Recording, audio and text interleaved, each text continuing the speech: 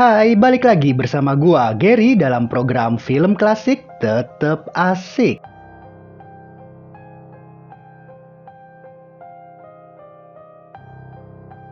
Kalah bersaing secara sehat, seorang pria mencoba untuk merebut kekuasaan dan kedudukan yang dipegang oleh seorang wanita dengan bantuan seorang paranormal. Akibatnya, wanita itu tidak hanya tersingkir, namun juga harus terasing karena sekujur tubuhnya rusak oleh ilmu hitam. Lalu, bagaimana kisah selengkapnya? Sobat Misbar, ini dia Ajian Ratu Laut Kidul. Film ini berkisah tentang seorang kepala desa yang bernama Lestari, yang pada saat itu tengah memaparkan program kerjanya dengan membuat tambak ikan koperasi milik desa tanpa perlu meminta bantuan kucuran dana dari pemerintah pusat.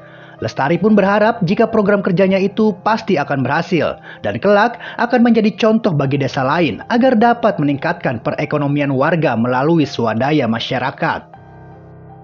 Di sisi lain, seorang pria bernama Angkoro yang tak lain adalah rival abadi Lestari merasa sangat geram atas kekalahannya saat pemilihan kepala desa. Angkoro pun lalu menjanjikan kesenangan hidup pada para pengikutnya apabila mereka dapat menyingkirkan Lestari yang kini tengah menjabat sebagai kepala desa. Mereka pun lalu mendatangi orang sakti yang bernama Ki Brojo untuk menyingkirkan Lestari. Lalu Ki Brojo pun memberikan sebuah syarat yang dimana Angkoro harus memberikan satu orang gadis perawan kepada dirinya. Setelah menyetujui persyaratan itu, Angkoro pun lalu diberikan sebuah bedak lulur sakti untuk dilulurkan pada wajah dan tubuh Lestari. Angkoro pun lalu memerintahkan para pengikutnya untuk menyingkirkan Mbok Reso yang tak lain adalah tukang pijit langganan Lestari. Dan lalu mereka pun menghabisi Mbok Reso lalu membuang jasadnya ke tengah sawah. Dan setelah itu, seorang wanita bernama Marni mendatangi rumah Lestari dan kemudian memberikan bedak lulur yang dimana Marni mengaku sebagai cucu dari Mbok Reso. Hingga pada malam harinya, Lestari pun meminta adiknya yang bernama Suyati untuk melulurkan bedak yang diberikan oleh cucu dari Mbok Reso itu ke sekujur tubuhnya. Dan tak berselang lama kemudian, datanglah seorang pria yang bernama Leksono untuk menjemput Suyati untuk pergi ke suatu tempat. Dan setelah itu, Lestari pun mendapatkan sebuah laporan dari salah satu warga desa yang mengatakan bahwa Mbok Reso telah tewas dan mayatnya ditemukan di tengah sawah. Mendengar kabar itu, Lestari pun sangat terkejut dan kemudian ia pun bergegas untuk membersihkan lulurannya. Namun, tiba-tiba saja sekujur tubuhnya terasa sangat gatal dan membengkak. Di tempat yang berbeda, Suyati dan Leksono dihadang oleh para pengikut Angkoro, yang dimana Leksono pun dihajar hingga pingsan dan tak sadarkan diri. Sementara itu, Suyati mencoba kabur dan bersembunyi dari kejaran para pengikut Angkoro tersebut. Namun, apa daya, kaki tak sampai. Suyati pun harus merelakan kehormatannya. Dan hingga pada akhirnya, jurus coet belah bopong pengki bangkong sapitrong sontok bogo baban alas pun tak bisa terhindarkan.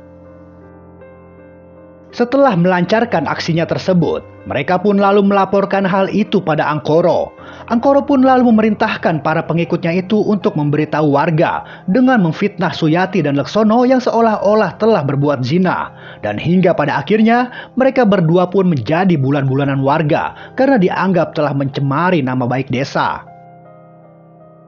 Di sisi yang berbeda, Lestari yang masih belum mengerti dengan apa yang telah terjadi, akhirnya didatangi oleh Marni yang mengatakan bahwa ia dan adiknya adalah korban kejahatan dari Angkoro, yang sebentar lagi akan menggeser posisinya sebagai kepala desa. Dan tak berselang lama kemudian, Suyati dan Leksono pun diarak oleh warga dan dibawa ke hadapan Lestari. Dan lalu, Marni pun menuduh bahwa Lestari telah terjangkit sebuah penyakit menular yang sangat berbahaya. Para warga yang termakan hasutan Marni pun akhirnya mengusir Lestari dan adiknya dari desa mereka. Dan atas kejadian itu, Angkoro pun diangkat menjadi kepala desa atas dorongan para pengikutnya tersebut. Hingga pada keesokan harinya, Lestari yang tak tentu arah dan putus asa lalu berniat untuk mengakhiri hidupnya. Namun beruntung, Lestari berhasil diselamatkan oleh utusan Ratu Laut Kidul yang bernama Ki Jagatsatru untuk menolong dan membantu Lestari untuk menyembuhkan penyakitnya tersebut. Sementara itu, Marni pun mendatangi Angkoro untuk menagih janji yang dimana Angkoro akan menikahi Marni setelah berhasil menjadi kepala desa. Dan jika Angkoro tidak bisa menepati janjinya itu, maka ia akan membongkar semua kebusukannya pada seluruh warga desa. Angkoro yang merasa dirinya terancam lalu memerintahkan para pengikutnya yang bernama Banjar dan Kohar untuk menghabisi Marni.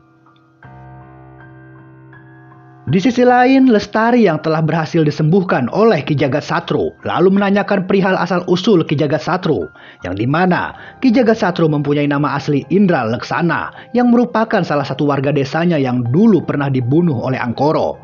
Pada masa itu, Ki Jagatsatru merupakan seorang pedagang yang harus pulang pergi keluar kota. Semua itu ia lakukan untuk menafkahi anak dan istrinya. Dan di saat ia kembali ke rumahnya, ia mendapati istrinya tengah bermain serong dengan Angkoro. Dan karena hal itu, ia pun dibunuh dan jasadnya dibuang di pantai Laut Selatan. Setelah mendengarkan cerita kelam dari Ki Jagatsatru, Lestari pun berniat untuk mengabdikan dirinya kepada masyarakat demi bisa menghentikan penindasan yang dilakukan oleh Angkoro kepada warga desa. Dan sebelum Lestari melakukan hal itu, Ki Jagatsatru pun memberikan sebuah ajian Ratu Laut Kidul kepada Lestari, yang dimana Lestari harus pabulik bitis dengan Ki Jagatsatru. Hal itu dilakukan agar ajian Ratu Laut Kidul yang ia berikan menjadi sempurna. Cem-macem aja. Dan hingga pada suatu ketika, Lestari pun melancarkan aksi pertamanya dengan memasuki raga seorang wanita yang bernama Sumi, yang merupakan adik ipar dari Banjar, yang dimana adik iparnya itu merayu-rayu Banjar untuk berkembang biak. Namun, tiba-tiba saja Lestari muncul dan lalu seekor ular pun muncul dari atas kepala Lestari. Dan kemudian, ular itu pun mematuk Banjar hingga membuat Banjar tewas seketika.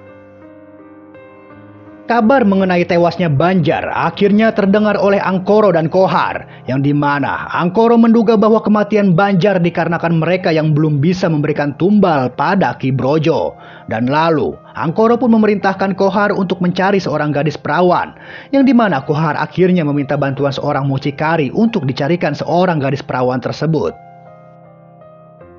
Di tempat yang berbeda, Toha pun mendatangi rumah Kohar. Namun sayang, Kohar sedang tidak berada di rumahnya. Toha pun lalu dipersilahkan masuk dan disuguhkan secangkir kopi. Namun tiba-tiba saja Lestari pun muncul dan memasuki raga istri Kohar tersebut. Dan lalu istri Kohar yang telah kesambat itu akhirnya merayu dan mengajak Toha untuk pabelit beheng. Namun karena iman Toha yang kuat sekaligus menghargai persahabatan yang ada di antara ia dengan Kohar, Toha pun menolak ajakan tersebut. Namun karena istri Kohar yang terus memaksa, akhirnya burung puyuh Toha pun tak bisa lagi untuk menolaknya. Dan hingga pada akhirnya mereka pun pergi ke suatu tempat untuk melakukan aksi pergeboyan tersebut. Sementara itu, Kohar yang tengah kembali ke rumahnya dengan mengendarai sepeda motornya, secara tersengaja ia seperti melihat istrinya dibawa pergi oleh Toha. Merasa penasaran, akhirnya ia pun mengikuti pergerakan mereka berdua. Dan benar saja, Kohar mendapati istrinya dan Toha tengah asik bergeboy ria. Dan karena hal itu, pergelutan antara Kohar dan Toha pun tak bisa terhindarkan. Kohar pun langsung melayangkan bogeman setengah matang ke arah Toha, menghantam ruang hampa oksigen di setiap sudut paru-paru, menghajar tengkuk leher urat saraf getah bening, memukul asam lambung yang terlanjur kronis, menendang betis asam urat yang tak kunjung sembuh, lalu menghantam keras saraf pusat tulang punggung.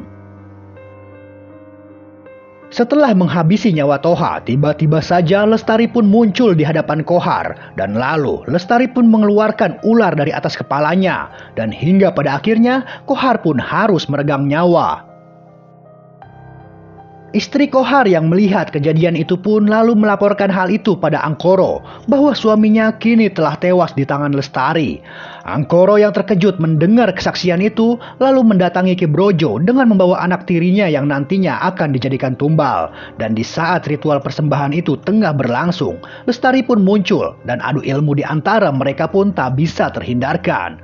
Namun Lestari yang memiliki ajian sakti tingkat tinggi, akhirnya Ki Brojo pun bisa dikalahkan. Angkoro yang melihat kejadian itu lalu berusaha untuk melarikan diri, namun ia dihadang oleh Lestari. Lestari yang telah merasa geram atas kejahatan yang dilakukan oleh Angkoro, akhirnya mengeluarkan ajian pamungkasnya, yang dimana tubuh Angkoro menjadi hitam dan melepuh seperti yang ia lakukan pada Lestari pada waktu lalu. Tak hanya sampai di situ, Ki Jagat-Satru pun muncul dari tubuh Lestari dan langsung melemparkan tanduk pada Angkoro, dan hingga pada akhirnya Angkoro pun tewas dengan sangat mengenaskan.